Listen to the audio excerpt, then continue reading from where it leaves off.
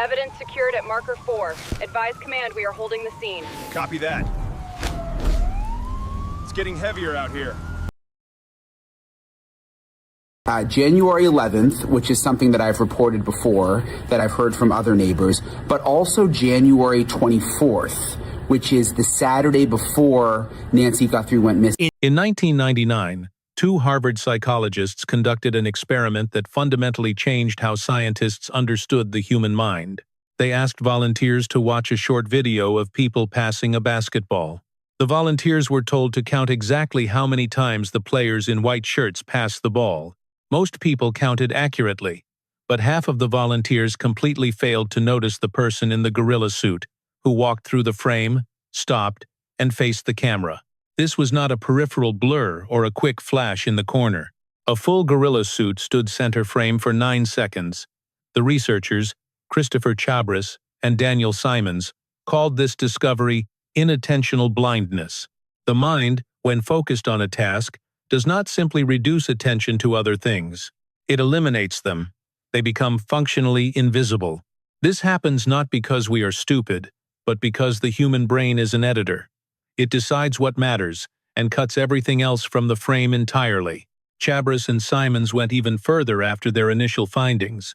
They discovered that even when subjects already knew about the gorilla and were primed to expect it, that awareness did not help them notice other unexpected events in new versions of the task.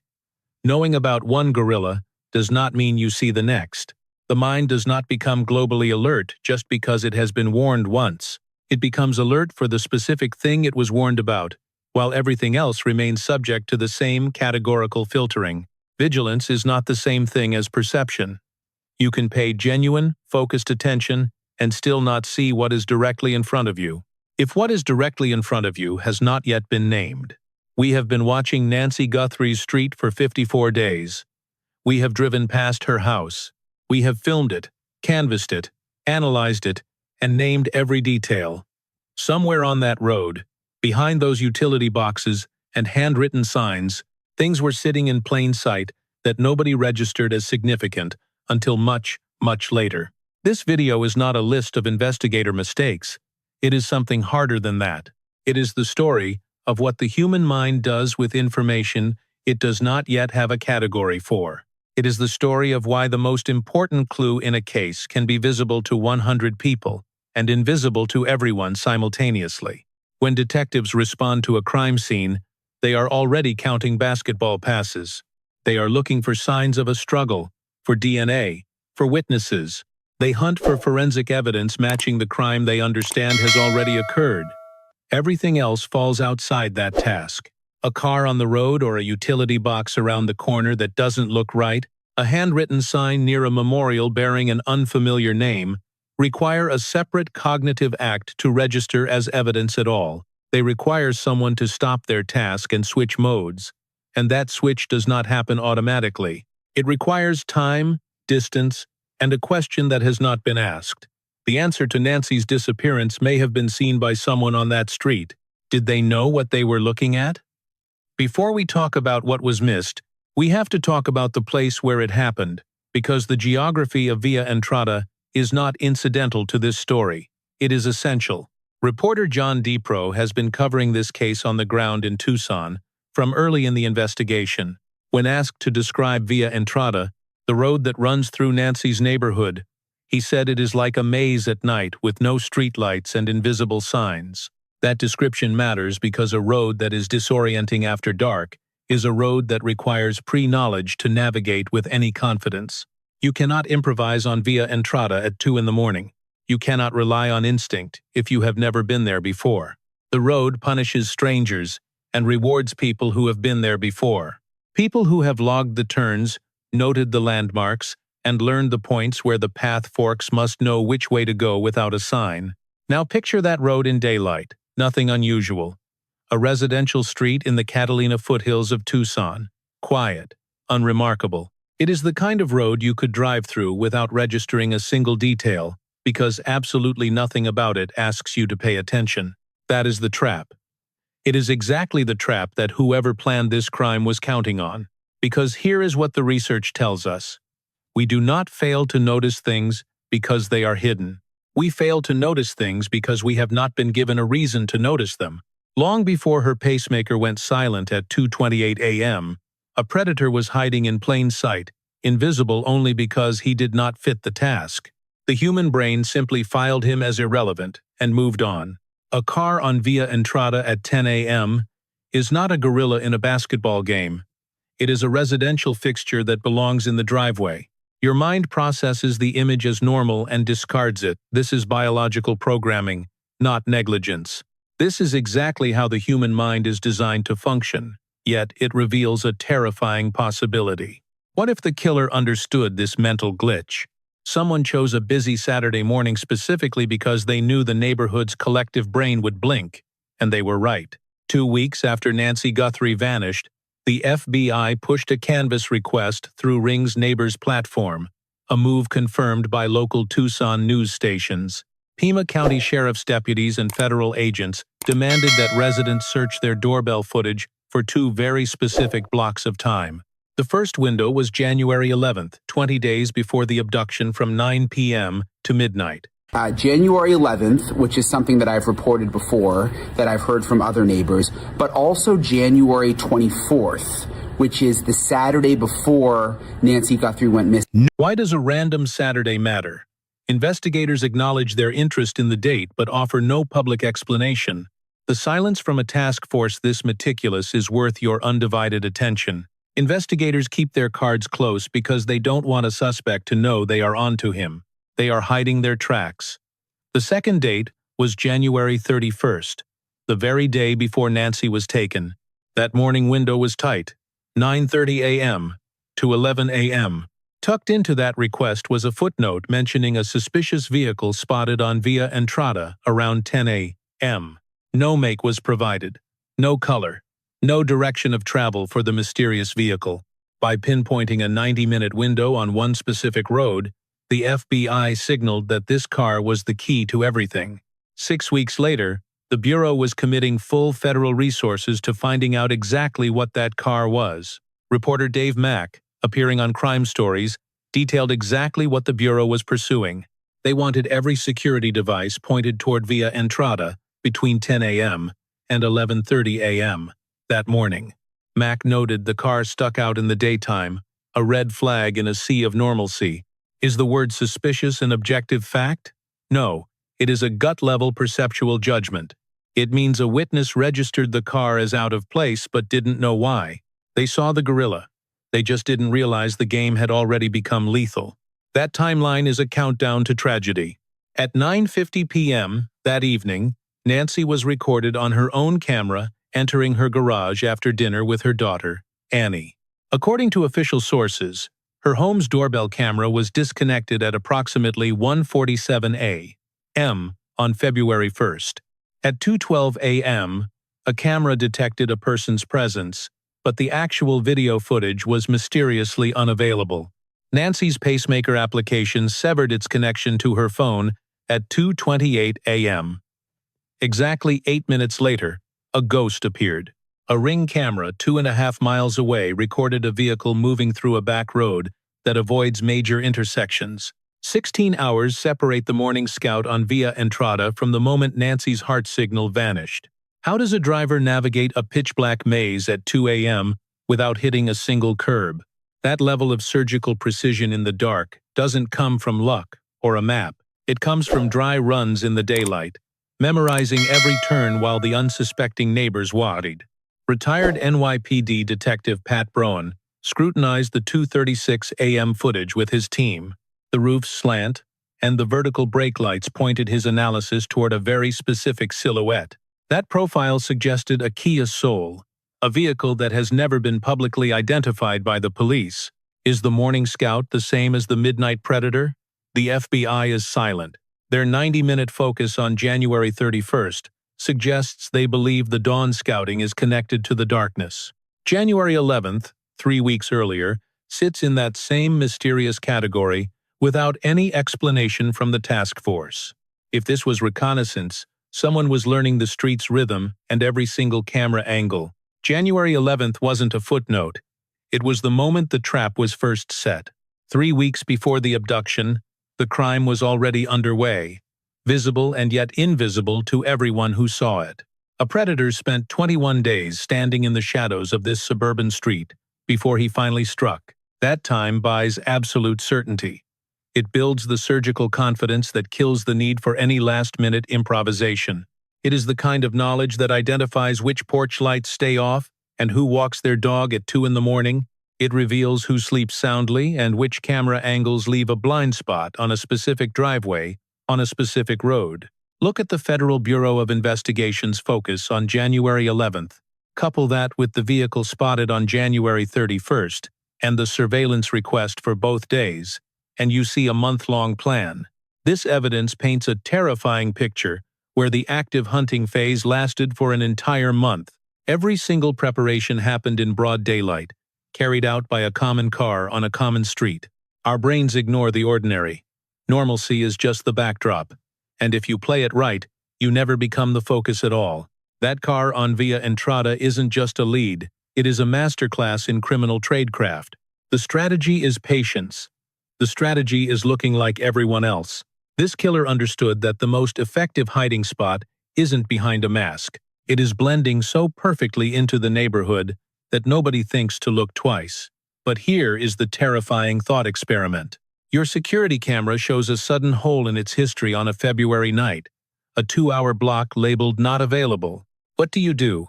Most people do nothing. You just assume the Wi-Fi dropped. You shrug it off because tech fails all the time. Your brain classifies a gap in the footage as a routine glitch, a temporary blip, totally normal, not worth a call to the police. The monster walks right past while you blame the router. This played out in the Catalina foothills on February 1st. News Nation reporter Brian Entin broke the news 30 days after the abduction. He interviewed a neighbor whose ring history showed a total blackout during the most critical hours of the night. The evidence was just gone. He aired the report, and suddenly, other neighbors realized they had the same problem. Missing footage, system errors, the same time, the same night, every house on the block. When detectives returned in March, they didn't ask if anyone saw a suspect. They asked if the internet died that night. Residents in 3 separate homes told NBC correspondent Liz Croats that Pima County deputies were hunting for that specific technical failure. Officers told the neighbors that several people reported glitches that night. Take note of that specific wording. The investigators weren't guessing. They were mapping a digital execution. An entire neighborhood security net went dark, house by house, leaving every resident thinking they were just having a bad tech night. The crime was invisible because the clues were scattered across separate driveways. One gap felt normal. Taken together, they reveal a physical impossibility. This is the second kind of invisible threat. It is not a missed detail. It is a pattern you cannot recognize when you only hold one piece of the puzzle. You need the full picture. Show someone one frame of a hidden gorilla, and they see a hallway. Watch the whole tape, and the beast appears. Fox News reporter Michael Ruiz found a smashed utility box near Nancy Guthrie's house. Pima County Sheriff's officials are now checking if that damage caused the mass outages. Former Federal Bureau of Investigation agent Jennifer Coffin-Daffer is asking the question detectives are likely asking behind closed doors. Did someone sabotage that box before February 1st to blind the entire street before they moved in? Each confirmed fact on its own seems like a boring coincidence. A broken box, some missing video, a winter outage. But look at them together. A vandalized box right near the victim. On the exact night multiple cameras fail. During the exact hour, investigators believe a woman was snatched. That is not a power failure. It is the tactical suppression of evidence before a crime. That is a professional operation. And that distinction is what determines if a case goes cold or cracks wide open. We treat utility boxes like they are invisible. They sit on every street corner, and no one ever looks at them. They do not provide any information to a person just living their life. They are not flashy. They are not worth remembering. They never change. They are just the static noise of the modern world. They are the wallpaper of the suburbs seen once, filed away as permanent, and never truly noticed again. For 54 days, the media swarmed this area, missing the evidence hiding in plain sight. That box sat near the crime scene for weeks, ignored, until a Fox News reporter finally went looking for it. It wasn't hidden. It just lacked a category, blending into the infrastructure we treat as invisible background. FBI footage from February 10th shows what looks like an antenna-style device tucked into the suspect's pocket. Criminal defense attorney Joshua Ritter points out a critical distinction here. A Wi-Fi jammer at one house wouldn't crash a whole neighborhood. That requires high-powered military-grade gear. This suggests the utility box and the pocket device were two different tools in a layered, professional operation. One tool crippled the local infrastructure from the outside. The other killed the specific camera on Nancy's porch from the inside. Two distinct methods. One perfect outcome. You don't just stumble into a street with no witnesses and a house with a dead camera. No one walks up with a jammer and then spontaneously decides to sabotage a utility box around the block. You coordinate them because you realize one failure point isn't enough when some cameras are hardwired. You know, some systems store data locally, so you build redundancy on redundancy, showing operational detail, not desperation. This is the unmistakable mark of preparation. The cameras went dark. While the neighborhood slept, residents seeing gaps in their Ring history dismissed it as technical static, not a calculated assault. On February 10th, 9 days after Nancy Guthrie vanished, FBI Director Kash Patel released doorbell footage from her nest. The Bureau pulled residual data from Google's backend since the physical camera was stolen and remains missing. The public immediately obsessed over every frame of that recovered footage. They dissected the backpack, the holster, the gloves, and the mask, analyzing his every movement for hours. Yet, buried in the mountain of analysis, a single sentence appeared in every report and was promptly ignored. The suspect held a small flashlight in his mouth, not in his hand. It wasn't clipped to gear. He clenched it between his teeth, aimed forward, keeping both hands free for the camera. He held it because putting it down meant losing the light he needed to finish the job. This specific detail sat right there in the FBI's February 10th footage. An Associated Press story carried it to hundreds of local news outlets. Article after article mentioned it, yet writers consistently gave it one sentence before rushing back to the holster. The flashlight was documented and filed away, becoming invisible in the most literal sense. Everyone saw it, but nobody understood it, and a year passed because no one had named its meaning. David Lyons, a former police commander from Lexington, Kentucky, was the first analyst to finally give it one. He noted that most people don't instinctively use their mouths, but those in the trades certainly do.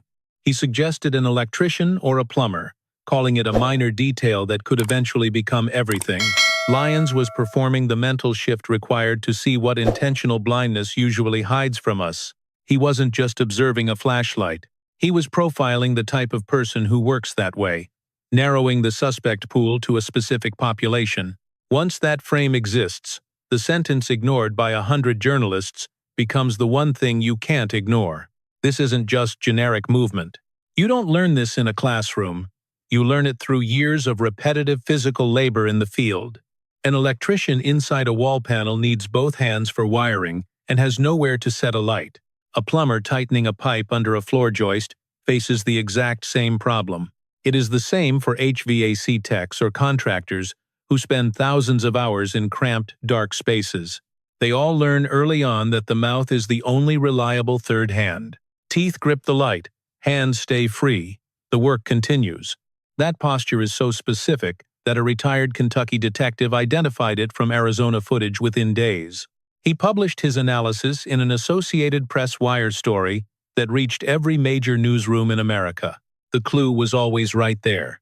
The shadow on the porch didn't just carry a flashlight, he wore it in his mouth like a seasoned tradesman. For 6 weeks, this chilling detail sat unnoticed in thousands of articles and videos because no one knew to look. Former FBI profiler Clint Van Zandt analyzed the full recording and noted the massive amount of behavioral data this individual left behind. His assessment was literal. Behavioral analysis of the porch footage reveals a high density of traits: the gait, the sequence of his decisions, and a specific choice. He chose to move a plant instead of just blocking the lens, showing a calm, calculated movement across that illuminated, surveilled space. These actions build a forensic profile, but the flashlight reveals something else entirely. Why is the light the key? While other markers show planning, the flashlight reveals a physical history, a body conditioned by years of laboring in the dark. When investigators returned to the Catalina foothills, they asked neighbors for names of workers at a nearby house under construction. Multiple homes in that area are currently under construction. There's several houses that are under construction in the neighborhood, and they are asking specifically for names of contractors and workers who were working in the neighborhood. During another sweep, they shifted focus to former residents. About is there's one neighbor that moved out before Nancy disappeared, and they have been asking more questions about that situation. People who lived there and left right before Nancy vanished. Both paths lead to one central mystery. What is the question?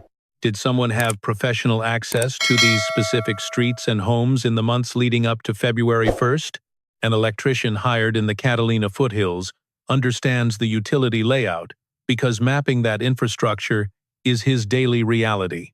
A contractor building a house 2 blocks from Nancy's nose, Via Entrada, in broad daylight, because he drove it every morning for the job. He knows exactly where the fork in the road leads, even when the signs are dark. A handyman visiting several properties on one block internalizes the neighborhood layout in a way only physical labor allows. This isn't mental memory. It is muscle memory, stored in the legs and the hands. It is the kind of instinctive knowledge that requires no thought because the body has already absorbed it. But this professional theory goes deeper than just knowing the roads. A tradesman has something a stranger lacks. What is it? He has a reason to be there that no one ever challenges. A work truck idling on Via Entrada for 3 hours isn't a red flag. It is expected. It is background noise. No one writes down a license plate or calls in a description. Nobody questions a man in work clothes walking the perimeter of a neighbor's yard to check on something. This professional context creates what researchers call a categorical shield, fueled by inattentional blindness. The brain labels him as a working tradesman, deems him irrelevant, and moves on. If someone used that professional cover for reconnaissance to learn the roads, spot the cameras, and map the utilities, if they built a literal map of every obstacle between the pavement and Nancy Guthrie's front door, they did it in plain view of the entire street. They were seen by every passing car and every neighbor checking a ring alert.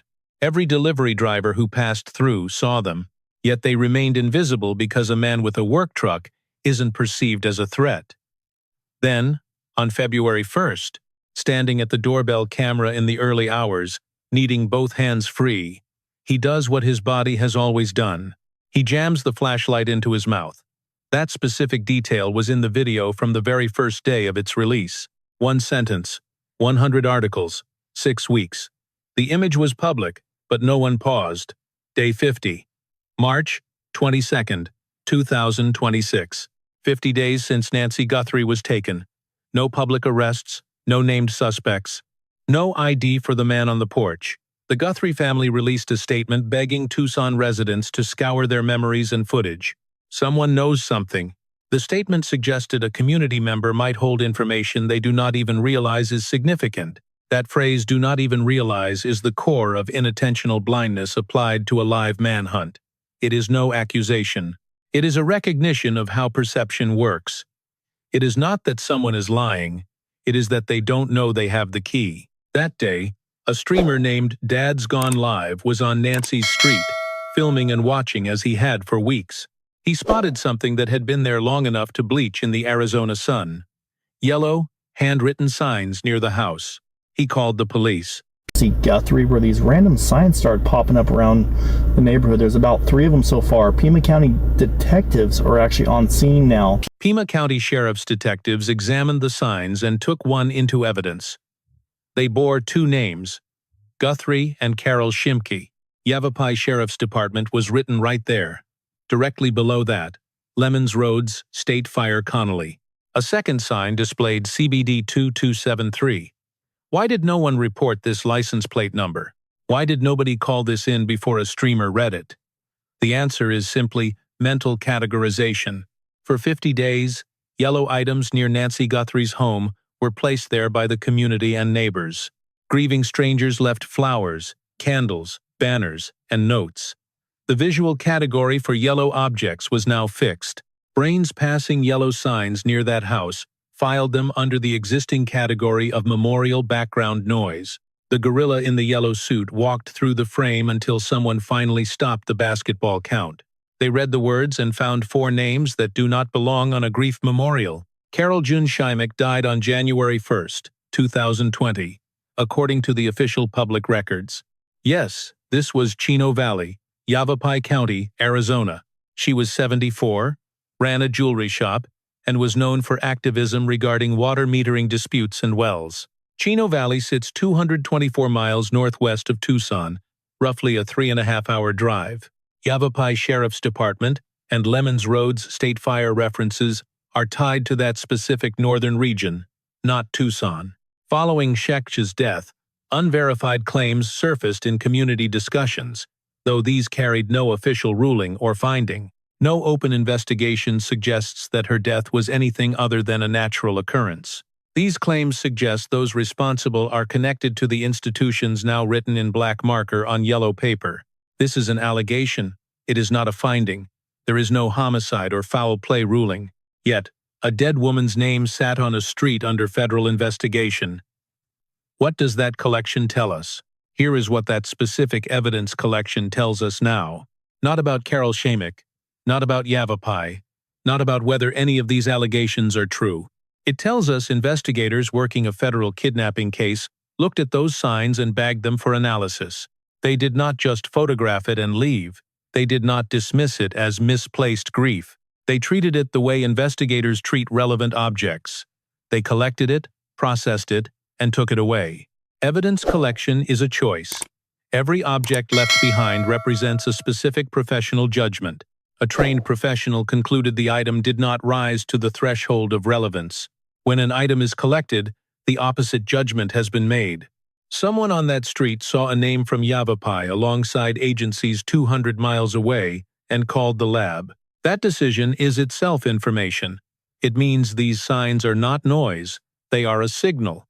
Whatever the license plate CBD 2273 reveals, the decision to collect it means investigators believe the person who placed it knows something valuable.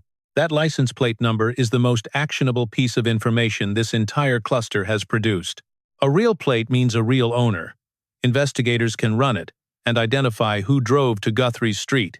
They can find out what that person knows or believes they know about what happened on February 1st. Perhaps they are operating from a personal grievance against institutions they believe wronged them. They have attached that grievance to the highest profile crime in Tucson in decades. Or they have information about Nancy Guthrie's disappearance, but do not trust law enforcement enough to call tips.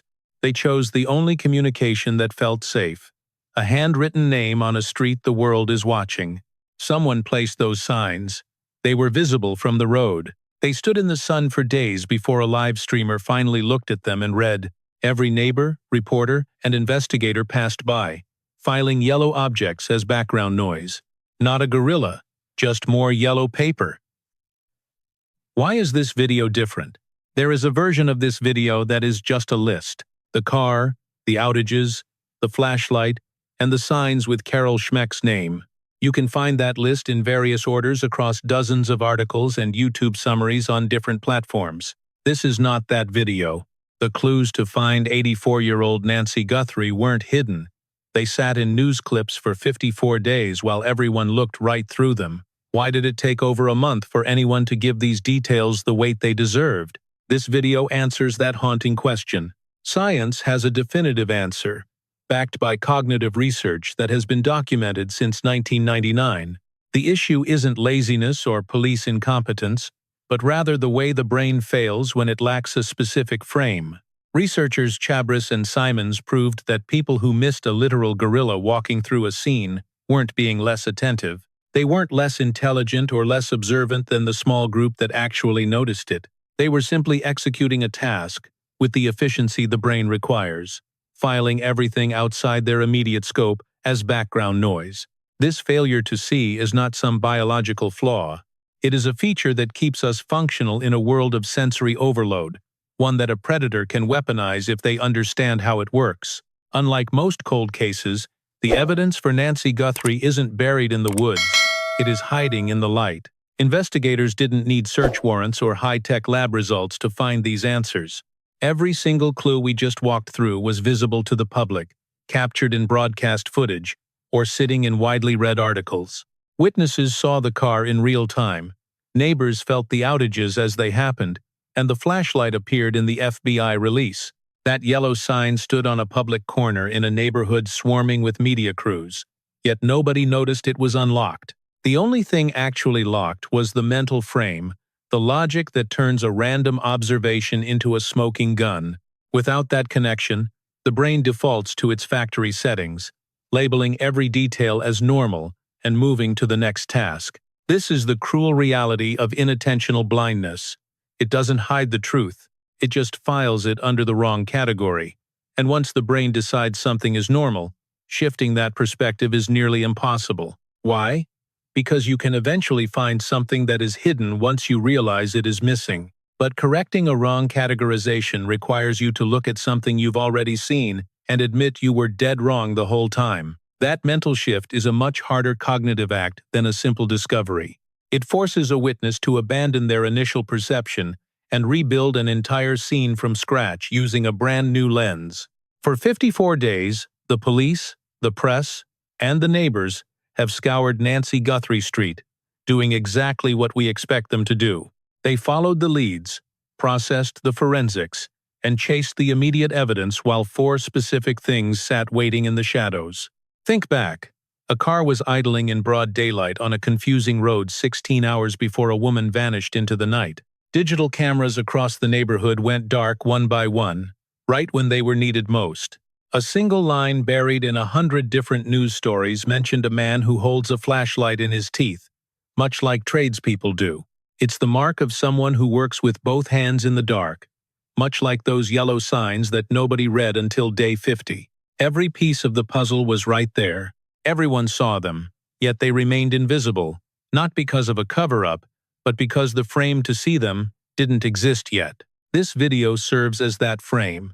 So if you were on Via Entrada on the morning of January 31st and saw a car that felt off, even if you brushed it off then, or told yourself it was probably nothing, you need to act now. Call 1-800, call FBI, or go to tips.fbi.gov, because the Bureau is still hunting for footage. Did your home security system have a mysterious gap on the night of February 1st? Detectives need to know if you hired any construction or trade workers on your property in the foothills in the months before February. That one name could be the missing link. If you passed those yellow signs before day 50 without stopping, call the Pima County Sheriff at 5203-5149. Anonymous tips go to 888-CRIME at 520-8827-463. Nancy Guthrie has been gone for 54 days. She is 84 years old, relies on a pacemaker, and needs daily heart medication. Her family is offering $1 million for information that leads to her safe return or an arrest. They believe someone in this community is holding the key to this mystery without even realizing it's in their pocket. The gorilla has been walking through the frame this entire time, and so has the person who took her.